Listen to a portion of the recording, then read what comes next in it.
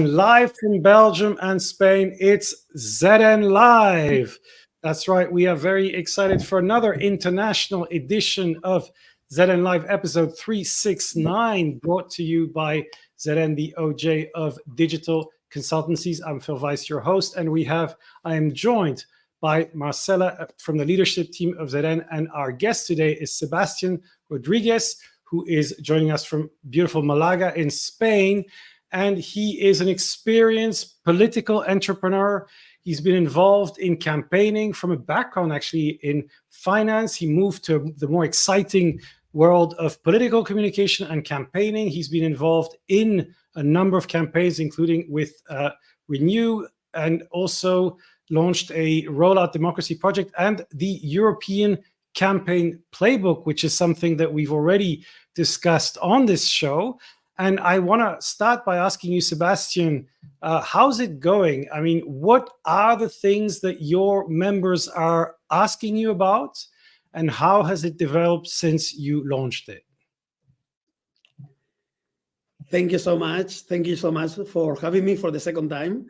And I'm very fearful of this second time, because in the first one I said everyone should, every 10 years or so, should take a break, do a career change, and then one of your colleagues left a few months after. So I don't want to.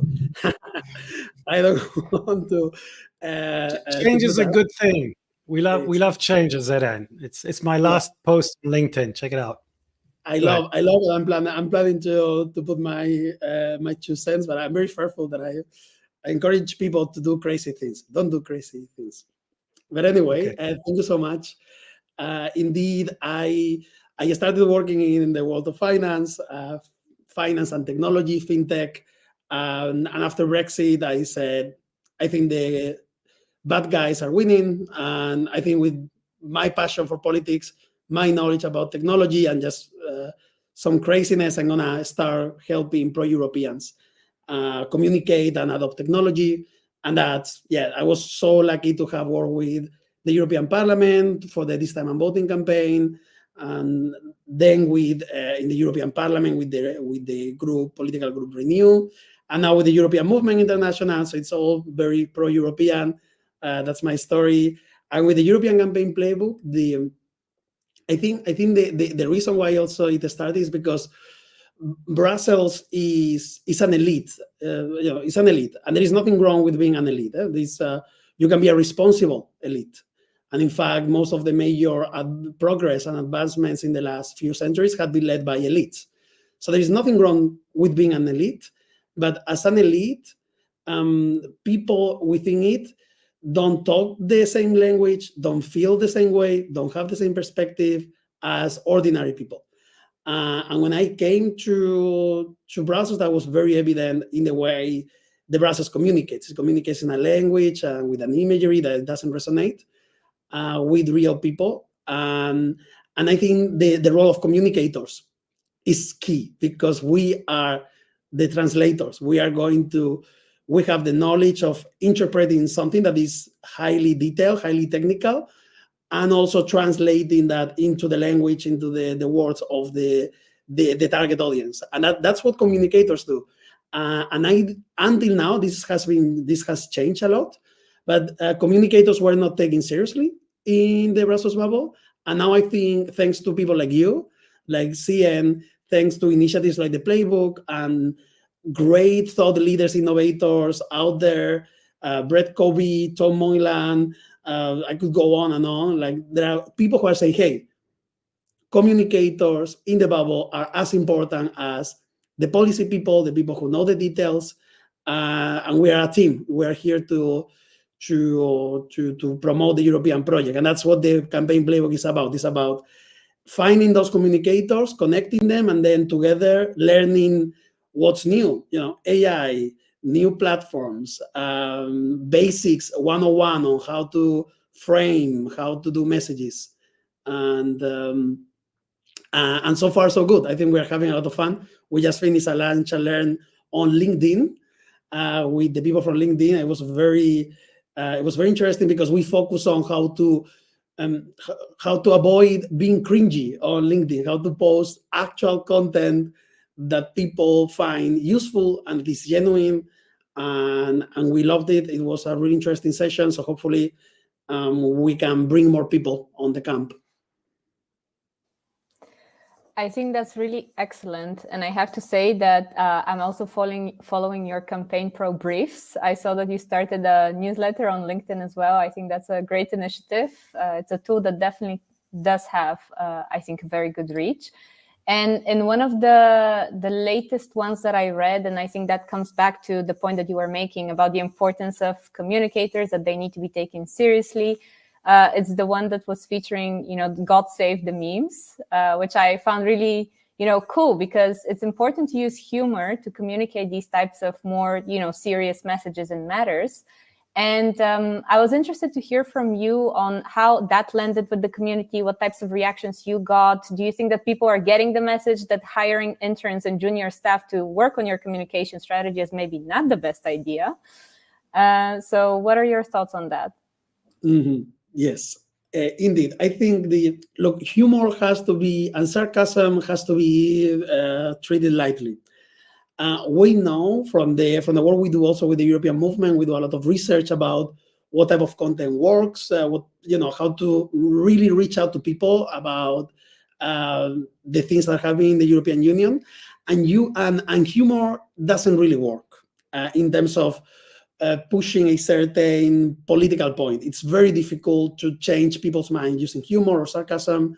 But humor is a very powerful tool for those who are in a specific niche, which is the case of the European Campaign Plan. So we wanted to talk to the people in the bubble and say, especially the communicators, and say, hey, we wanted to create a tribe. Okay, we want to create a sense of a tribe. Like, we communicators, we need to take care of each other. We need to sort of stand up and say, hey, our work is important. So people found it hilarious. I hope that no one gets offended by that. I don't think that's the case. But I think hopefully that will serve as a wake-up call, as saying, we communicators can have our own opinions, can have our own say on things, and we don't necessarily need to be overridden by our policy colleagues who are. I said about the being an elite. I mean, being an elite, it's also means that the people getting there have gone through quite impressive training, and people have vast amount of experience on very specific issues, and that sometimes, I think this is called wisdom bias, right? That sometimes is counterproductive when communicating to other audiences. So I always encourage people who might not have impressive degrees and impressive universities in their background to really stand up and say, hey, you know what? I have an opinion. I am close to. I understand my audience. I do my homework. I research my audience, and I don't really need to have a deep expertise on something to be able to communicate it. And that's one of the things that people need to understand. That doesn't mean that being a communicator is easy. I mean, one of the things that we do with research is we like structuring the research and doing the polling, doing focus groups, listening to people, making sure that you get the most out of them. This is very difficult. This is a science. It's a science on how to do all that. So I'm not saying it's easy to be a communicator, but what I'm saying is that we have a point of view, and everyone should stand up to the knowledgeable person with a cool university title next in the seat next to him or her. Yeah, I think you're right. And the reality is that if you have a great story, but nobody hears that story, that doesn't work. And I think we've seen clients with quite a good background, a great story, but they were not connecting to politicians. And I think in today's environment, and this is true today, and maybe 10, 20 years ago, it wasn't quite the same. If you can't get your message to cut through the noise, then it doesn't work. So you need to reach your audience, and for that you need to stand out. So it's not just a white paper of 400 pages that is going to persuade your audience. And I think the audiences are being influenced by what they read, and what they read is typically online, and it's a combination of different platforms. Now, we were talking about newsletters and LinkedIn. Of course, we focus on how platforms are changing, and we're trying to answer the question, where should I allocate my time, money, and efforts in this new environment, going into a campaign in an election year? Now, we have the big discussion in Brussels. We have X on one side. Everybody hates X, but everybody's still there. We have LinkedIn that people really like, but then they often, I think, overcommit to LinkedIn. And then we have things like Blue Sky, Mastodon, Instagram. Where do you spend most of your time, and where do you advise your clients to go and to look? Indeed, yes. Answer is a little bit none of the above. Like, invest your time in your email list. Have a up-to-date, healthy email list, and steal from the platforms. Like, use the platforms to steal people to your mailing list, because the platforms want people to stay in their own platform. And so we launched with the playbook the newsletter. Guess what? In a week, 600 people following the newsletter. But then you put something for people to click, an event. There's no activity. In the email, I know that the people who sign up to our newsletter, I make sure that I don't spam them with non-relevant content. That I try to segment it so that I'm not talking to everyone all the time. And when I do that, I get 40% open rate, 7% click rate. That is, this is signs of a healthy email list. So the email is not, people think because you have 1,000 emails, you have 1,000 people. No, at best you have 300 and people clicking maybe 50. But those 50 are more than the ones that LinkedIn or any other platform is gonna give to me. So always, I would say, like, build your email, own your data, and then go through, depending on your audience, go through each platform fishing. I think we grow a lot with this platform called Clubhouse. That's for the playbook. That was a big, you saw a big uptick. But the way we did is, even though you could go to Clubhouse and sign up to register for the event, we would say, hey, sign up to our email list because we're gonna give you a reminder. And that helped us grow. And then we're no longer using Clubhouse anymore. I don't know who else is. But we kept the contact. I think with LinkedIn it's gonna be the same. I am more hopeful with LinkedIn. I think there are cool things happening, and X will remain the way, I think will remain dominant in Brussels, just because of the demographics of Brussels, and the same with Mastodon, etc. I think if you decide to go to one platform, you have to do something different, like something authentic, but always using it to steal the people to your mailing list and build your real comms strategy through the mailing list. Yeah, no, I think very good point. And in fact, Marcela is overseeing our newsletter, Zeitgeist News. We've got about 1,200 or 300 people signed up. And we are actually doing that on LinkedIn as well as directly, so that people can be getting it in their mailbox as well. And I actually completely agree with your strategic recommendation. I think it's difficult for people because you are always drawn to one of the platforms. I actually enjoy LinkedIn. I think we're getting quite a lot of good traction, but then sometimes I get a little thing that gets a lot of attention on X, occasionally on Mastodon, I have to say not that much, and then a little bit on Instagram. And then there is, of course, TikTok. Now, I know that you are organizing a TikTok discussion. Now, there's been a very interesting love and hate relationship between TikTok and the West. The US is talking about banning it. The European Parliament had actually banned it or said to people not to use it, and they reversed that.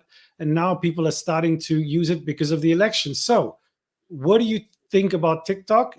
Do you spend a lot of time on TikTok? And do you think your clients, and the Brussels bubble should be spending more time on TikTok. Yeah, no, that's a really good point. I mean, first of all, I think all the platforms have to comply with the law, and I think whatever issues they have, they just need to fix it, and because that's why we have laws, and we Europeans, we regulate our affairs in a different way than Americans. I think better. I really like the way that European protect people's data and make sure that with our European data you cannot do what in other parts of the world do. Like in the US, it's like free for all. The Chinese is centralized by the state who wants to know when you go to the toilet, who you are meeting with. And so I think the Europeans, we need to be proud of how we are tackling also the AI. Like I think all that, like those rules need to be compliant. Everyone needs to be compliant with those rules, period. Like, let's put that aside. Beyond that, what I think is that the TikTok is a very specific platform, and I think there was a couple of probably a month ago there was this issue, especially issue on The Economist, and I quite agree with it. What they said, the era of social is over. Now is the era of this back to entertainment, and I think it is. I think TikTok is not a social media platform. TikTok is an entertainment place that you go to kill 5 minutes. We were doing some focus groups, cannot say a lot about that, but people said when I go to, not necessarily TikTok, but it's social media, he was a young person, he said, my brain is off. And I said that really summarizes social media right now, because people don't go there. I don't think they are not consuming. They don't go with the intention of consuming news. I think they get bombarded with sometimes fake news, and but they don't go there with the intention of let's see what's going on in the world. I think YouTube, for example, is becoming a place for news. I think it is super interesting to see what's happening. People are following the Israel, Gaza, and Palestine conflict through YouTube because they want to see videos. They want to see. So that's interesting. That's an interesting thing happening. But with the other platform, especially TikTok, people go to really be entertained with the stuff. And politicians are not very good at entertaining. Let's be honest. Especially say Euro MEPs and the likes. Like you can see some of them trying and with more or less effort. But I think we have to be there. I think so. I think institutions and politicians have to be in the platforms where people are. But it doesn't always have to be the politician looking at the camera talking about their vote on a specific issue or how important it is. Sometimes politicians they get like so full of themselves that they say they need to be their face everywhere. No, I think they can like using collaborations with other people to get them to talk about things that interest you. I think that jumping onto viral trends is important, and really you can subtly get your message across. But really posting the same video that you are recording for your YouTube channel on TikTok, like that's not really gonna cut it. If TikTok is banned for, I don't know if that's even a possibility, and you got access, you lose the access for political content, then collaborations are still important. I think you need to get people talking about the issues instead of the people. And you need to get people informed about the date. I think that is something that all the platforms will allow. Like even putting out there that there is an election coming and that you need to care about sustainability, about the environment, about the economy. That's going to be allowed. So making sure that you work with a set of partners who don't endorse you, but that support your topic. And support your cause. That's going to be super important for this election. And yeah, I guess the campaign teams are going to be need to be increased in size to cover so many platforms, and they are going to have to work around the clock. But I think they will have to be on those platforms one way or another, because the bad guys and the people acting in bad faith, they are there. I mean, it's overwhelming to see. There was this post by this article by Politico. It's overwhelming how they are populating these spaces now. That only means that we, the pro-Europeans, that's my view, we need to work harder. I think we need to be there. We have the resources, we have the ideas to be there, but let's do it authentically. Let's try to do it in the same way that they do, because these people far right, they are really good at speaking the language and making ordinary people feel like they've been heard and listened. And I still have to find one person to explain me why parties that together combine 80% of the vote cannot do that. There must be a reason. It's just you need communicators. Let's go back to our point. You need better communicators. No, and I think the main point is that we need to be where the audience is, and it's very important not to just say, oh, I refuse to go on X or on TikTok because of whatever political considerations, because then you're leaving the floor to the other side. And I think that's what we've seen with TikTok.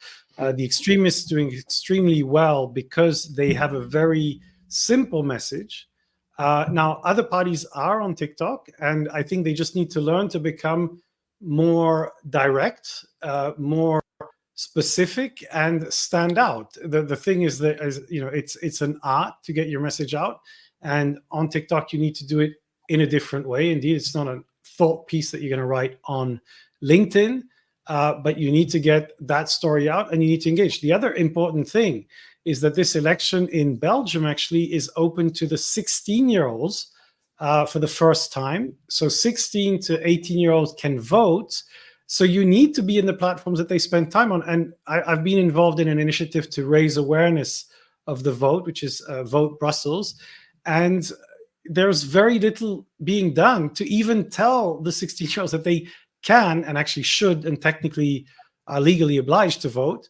And again, there's a whole messaging that has to take place. So you need to inform them. And by the way, I just use this moment to remind everybody that they need to register to vote. If you're not registered, please do it. In Brussels, you have until the 31st of March. So not a lot of time left. So you've got to do it now.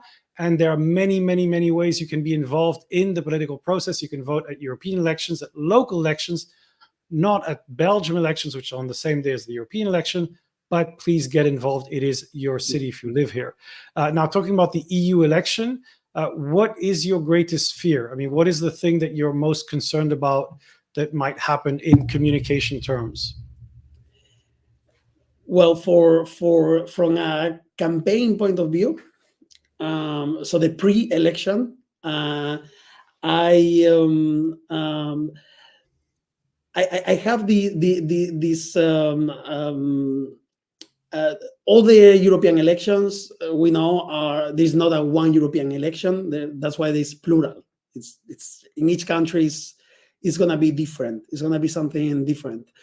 But at the same time, are the European elections where Europeans, since the elections take place, come to this election with a shared experience and understanding of, we have the war, we have the what's happening in Russia, the COVID. I think COVID is somehow already in the past. Some people thought that was like all the good things that the EU did during the COVID, that was going to be game changer. I think memory fades, and now we are more into the war and the cost of living. I think you see that from Finland to the Canary Island in Spain.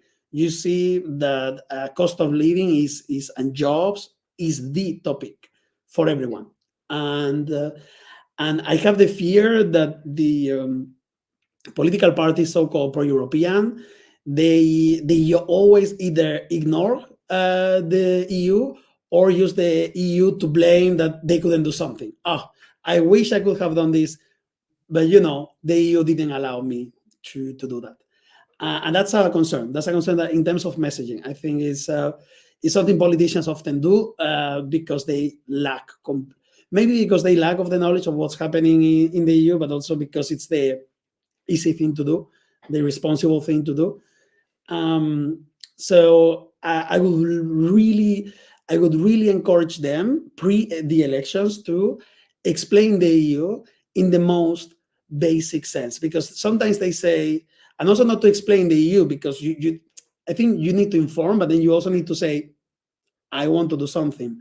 And people are as happy with the EU as they are happy with their national governments. So I don't think people hate the EU. I think people hate government and politicians.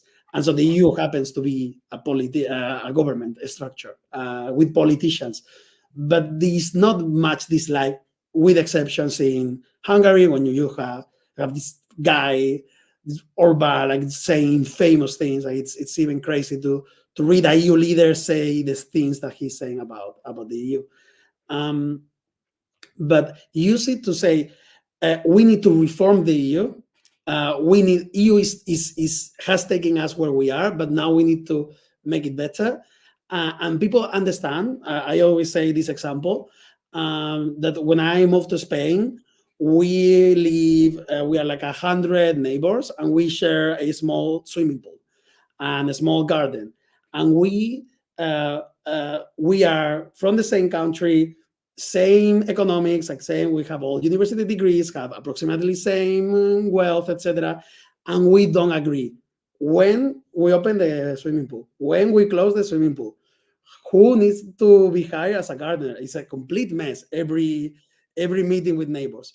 And yet in Brussels, you have a communist from Portugal, a socialist from Estonia, and a liberal from Germany agreeing on massive things, on things that change our lives and are going to transform our lives.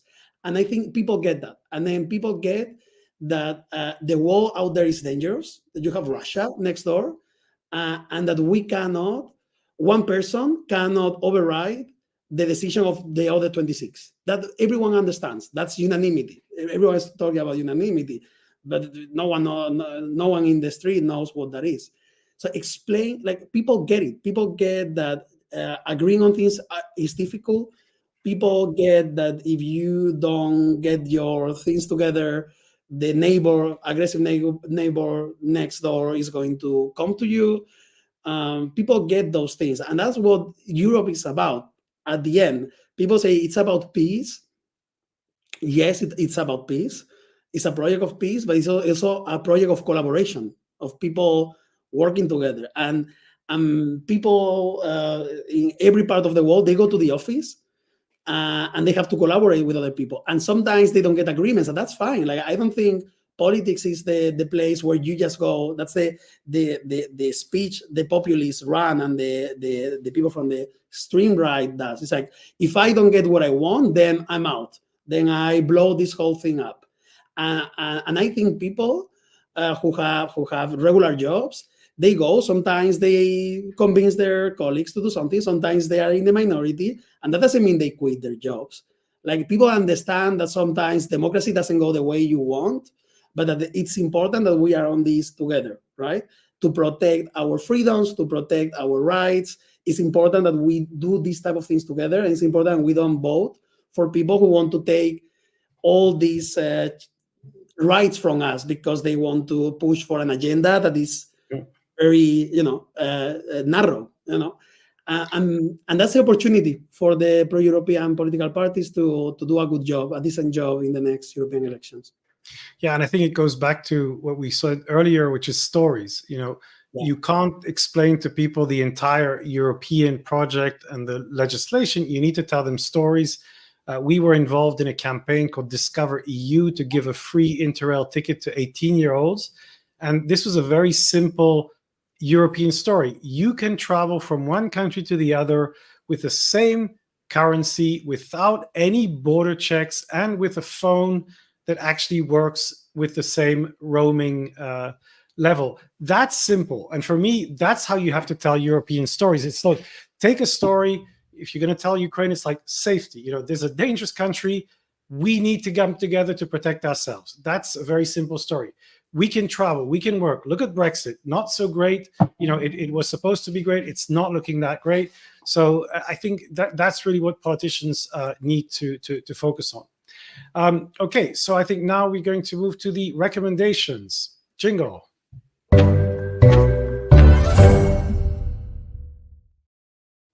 So, Sebastian, I'm going to start with you. What are your recommendations for our viewers? Yes, so it's this book that I came across during the event at Bolsar, where they were talking about AI and democracy.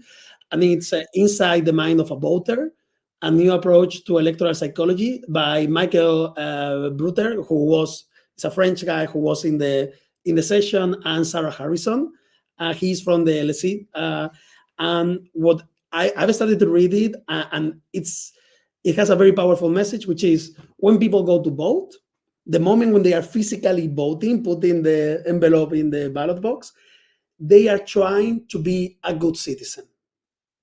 They are really trying to do their best in that very same moment. So I think politicians need to appeal to that feeling as well, because that's what science tells us that people want to do. They think about their kids, they think about their neighbor. It's a very intimate moment, the moment of voting. So it's important that on the day we appeal to that. So what that vote is going to mean for your daughter, for your grandmother, for your neighborhood. It's very powerful. I really recommend it. It's great. Excellent. Marcela, what is your recommendation? My recommendation of the week is the Gary Vee Audio Experience podcast. I think it's a 10. We really like Gary Vee, especially his content model on the hero content and how he can break this down, distribute across different channels in a very smart and efficient way. But he also does have a podcast as well, where he, has keynote speeches, shares some practical advice on digital communication and strategies. And I think he's just a fun guy to listen to. So if you're walking around and you want to listen to a podcast, I think that's a nice one to have a go and at. then you get your weekly intake of swearing in about 15 minutes. So that's always fantastic. So my recommendation is a book called No Rules Rules, and that is by Reed Hastings, from the CEO of Netflix, and Erin Mayer, who is a professor at INSEAD. I was told to read this by Mario, who used to be at ZN and is now at Netflix, and said, you got to read that. So I am.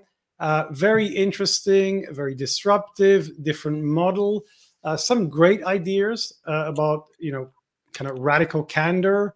Also what he calls the talent density, bring very, very good people together and you get outstanding results. Some things that I'm not quite sure, unlimited travel unlimited expense budgets and travel, which I think are not really no rules, because in the end you actually have rules. But very interesting. So thanks for that recommendation, Mario. And that is all we have time for. Thank you so much for joining us, Sebastian. It's been fascinating as always. We're going to be talking more about this online. Have a fantastic weekend and see you all around. Thanks, Marcela. See you. Bye. Thank you. Bye.